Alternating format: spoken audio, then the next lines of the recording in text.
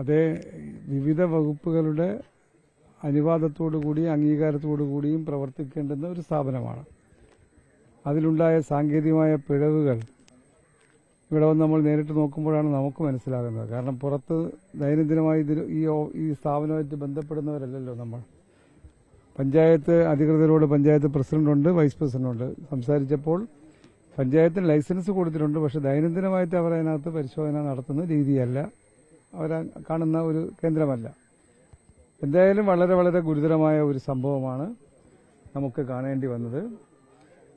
ഇവിടെ പരിക്കേറ്റവരെ ചികിത്സാ സൗകര്യങ്ങൾ മെഡിക്കൽ കോളേജിലും പ്രൈവറ്റ് ഹോസ്പിറ്റലിലും അതിന്റെ അധികൃതരോട് സംസാരിച്ച് അത് ഉറപ്പാക്കാൻ, ചികിത്സ ഉറപ്പാക്കാനുള്ള നടപടി സ്വീകരിച്ചിട്ടുണ്ട്. എന്നാൽ ഇതിന്റെ സുരക്ഷ ഉറപ്പാക്കിക്കൊണ്ട് മാത്രമേ ഇത് പ്രവർത്തിപ്പിക്കാവൂ എന്നതാണ് അതിലേറ്റവും പ്രധാനപ്പെട്ട കാര്യം. ഇതിന്റെ മാനേജ്മെന്റ് എന്ന് പറയുന്ന ആൾ ഒരു മാനേജറെ ഫോണിൽ വിളിച്ച് ബന്ധപ്പെട്ടിട്ടുള്ളതല്ല. അതിനപ്പുറത്ത് ആരാണെന്ന് 5 വർഷം എനിക്കും അറിയാൻ കഴിഞ്ഞിട്ടില്ല, എന്റെ ഓഫീസിനും അറിയാൻ കഴിഞ്ഞില്ല. മുമ്പ് ഒരു സംഭവം ഉണ്ടായപ്പോൾ ബന്ധപ്പെട്ടപ്പോൾ ഉള്ള അവസ്ഥ അതാണ്. എന്തായാലും ഇത് കുറച്ചുകൂടെ സുതാര്യമായി ഇതുപോലെ ഒരു കേന്ദ്രത്തിൽ ആയിരക്കണക്കിന് വിദ്യാർത്ഥികൾ ഉൾപ്പെടെ വരുന്നൊരു കേന്ദ്രമായതുകൊണ്ട് കുറച്ചുകൂടെ വ്യക്തതയോടുകൂടി സുതാര്യതയോടുകൂടി നടത്തിക്കൊണ്ടുപോകുന്നെങ്കിൽ മാത്രമേ ഇത്തരം ഒരു സ്ഥാപനം പ്രവർത്തിപ്പിക്കാവൂ എന്ന് പഞ്ചായത്ത് അവർ ശ്രദ്ധയിൽപ്പെടുത്തുമെന്നാണ് ഞാൻ പ്രതീക്ഷിക്കുന്നത്. അതുകൊണ്ടാണ് അതെന്തായാലും അത്തരത്തിലുണ്ടായ സംഭവങ്ങളുടെ വീഴ്ച നമുക്കിപ്പം വീഴ്ചയായിട്ടല്ലേ കാണാൻ പറ്റൂ, അല്ലാതെ നമുക്ക് അതിന് പരിഹാരം കാണാത്ത ഒരു സാഹചര്യത്തിൽ നമുക്ക് വേറൊന്നും പറയാൻ പറ്റില്ല.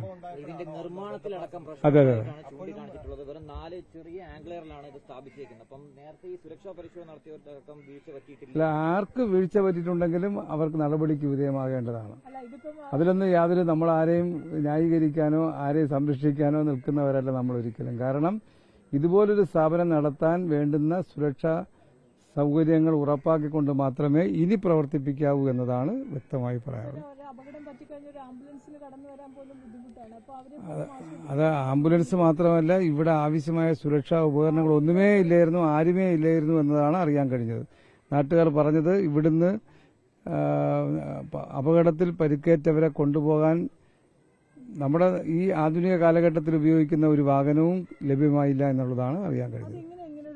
അല്ല, അതുകൊണ്ടാണ് പറഞ്ഞത് ഈ സൗകര്യങ്ങളെല്ലാം ഉറപ്പാക്കിക്കൊണ്ട്, ആംബുലൻസ് സേവന സൗകര്യങ്ങളടക്കം ഉറപ്പാക്കിക്കൊണ്ട് മാത്രമേ പ്രാഥമിക ചികിത്സ, പ്രാഥമിക സുരക്ഷാ സൗകര്യങ്ങൾ ഉറപ്പാക്കാൻ കഴിയുന്ന, അതിന് വേണ്ടുന്ന ഹെൽത്ത് മെഷേഴ്സ് അടക്കം ഉറപ്പാക്കിക്കൊണ്ട് മാത്രമേ ഇനി പ്രവർത്തിപ്പിക്കാവൂ എന്ന് ഇത് നമ്മളെ ബോധ്യപ്പെടുത്തുകയാണ് ഈ സംഭവം.